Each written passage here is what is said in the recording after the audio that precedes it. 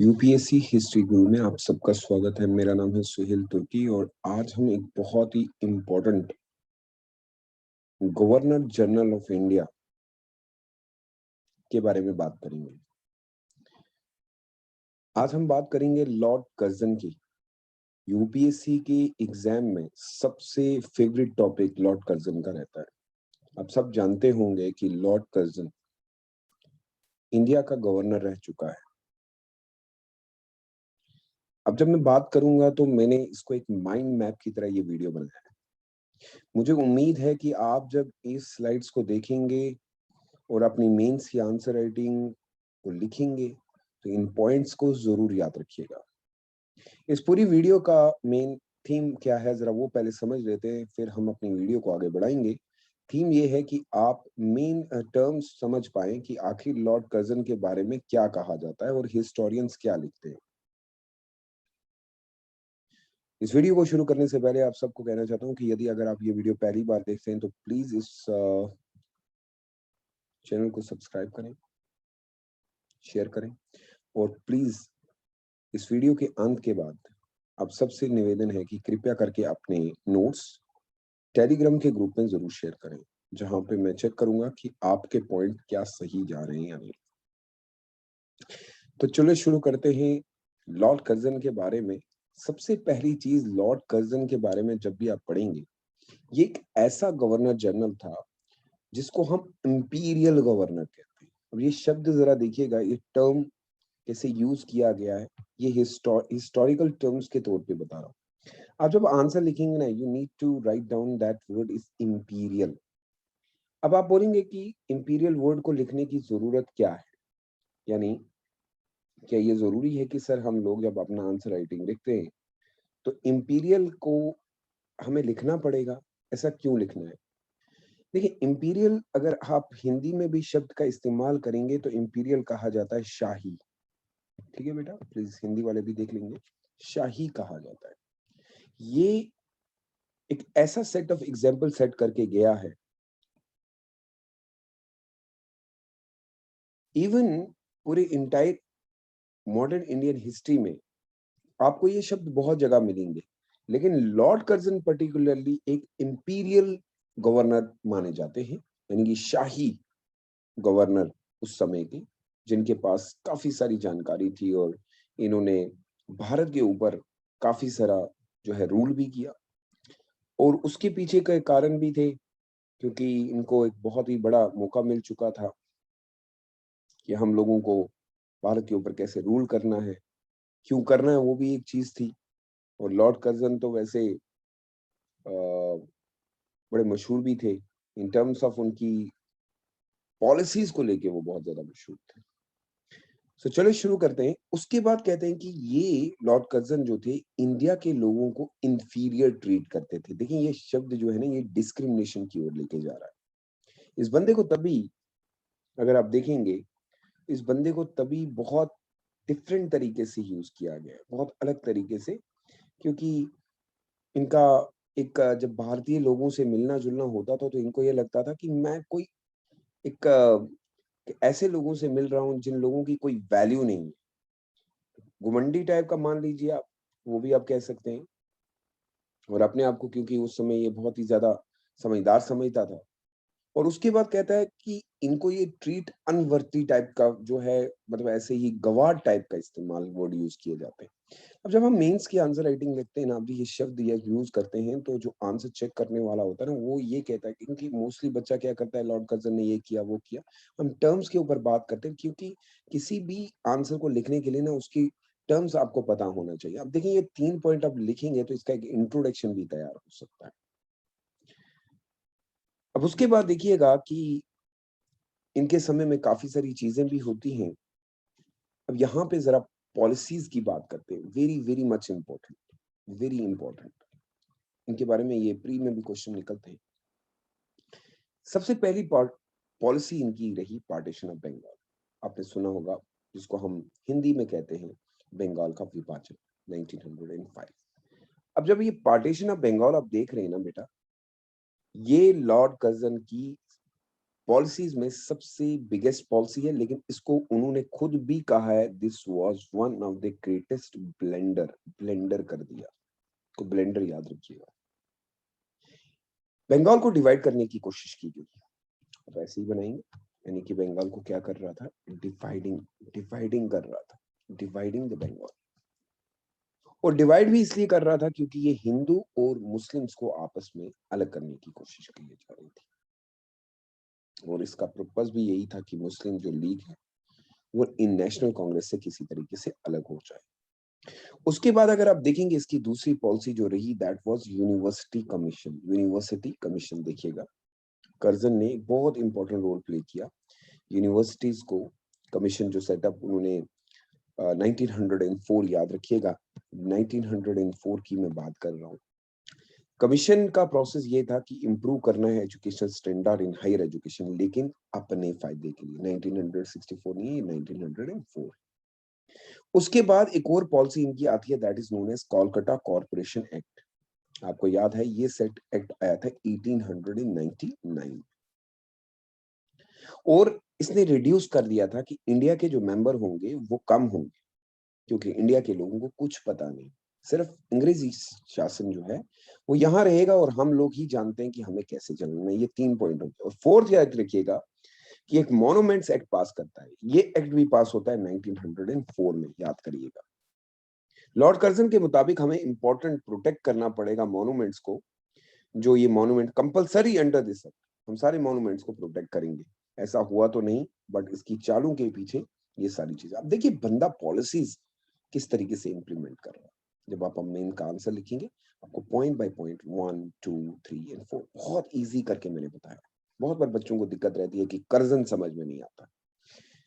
अगला पॉइंट अगर आप देखेंगे, इसका ये सब कुछ करना, इसके कुछ इम्पैक्ट पड़े, जिसको हम कहते हैं implication of policies on national movement, यानी कि क्या प्रभाव पड़े, इसकी बनाई हुई रणनीतियों का क्या प्रभाव पड़ा हमारे जो नेशनल मूवमेंट हुई, यानी कि आजादी की जो मुहिम लड़ी गई, जो हम लोगों ने आंदोलन लगाए किए, उस पे क्या प्रभाव पड़ा।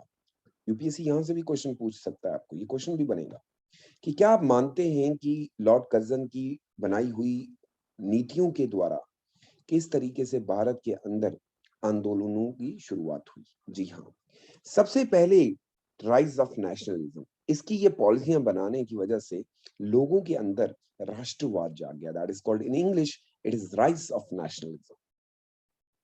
पहले मैं इंग्लिश वालों के लिए बोल देता हूँ, फिर हिंदी वाले बच्चों के लिए बताता हूँ।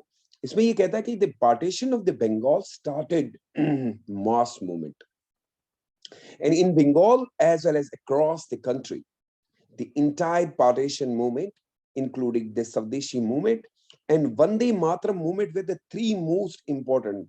I don't know whether you have heard these three important movement in between the Bengal, in the Bengal partition. There was a three movement going on, and let me write down these three movements because these movements are very much important as far as the UPSC pre is concerned.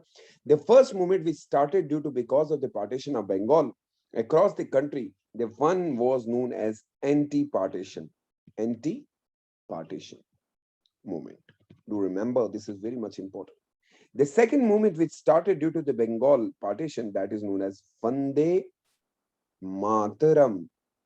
Very nice to remember, that's for the P.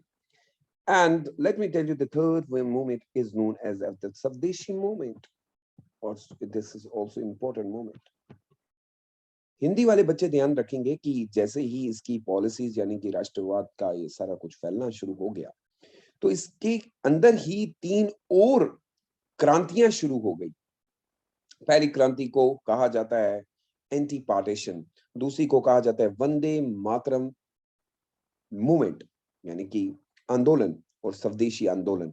सो क्या आप जानते थे, क्या UPSC pre में अगर आपसे पूछा जाए कि बताइए कि कर्जन के कारण कौन सी 3 अलग अलग मूवमेंट स्टार्ट हुई, मुझे तो नहीं लगता है कि आपने पढ़ा होगा। चलिए कोई बात नहीं, आ जाए दूसरी चीज के बारे में। राइज ऑफ कम्युनलिज्म कहा जाता है, इसके प्रभाव ये पड़े कि कम्युनलिज्म जाग गया। कम्युनलिज्म के बारे में बता देता हूँ। मुस्लिम लीडर जो उस समय थे, Curzon was the proponent of the communal politics, communal politics से आता था। उसका यही किस्सा था कि डिवाइड एंड रूल करना है, मुस्लिम्स को हिंदू से लड़ाना है और हिंदू को मुसलमानों से लड़ाना है। And divide was the main reason. जी हाँ, इसको कहा जाता है फूट नीति, rise of communalism. For English student, the Curzon was the prominent of a communal politics.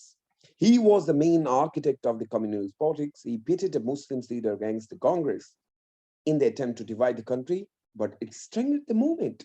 Later on, eventually, sometime incidentally, this entire movement was converted into a unity.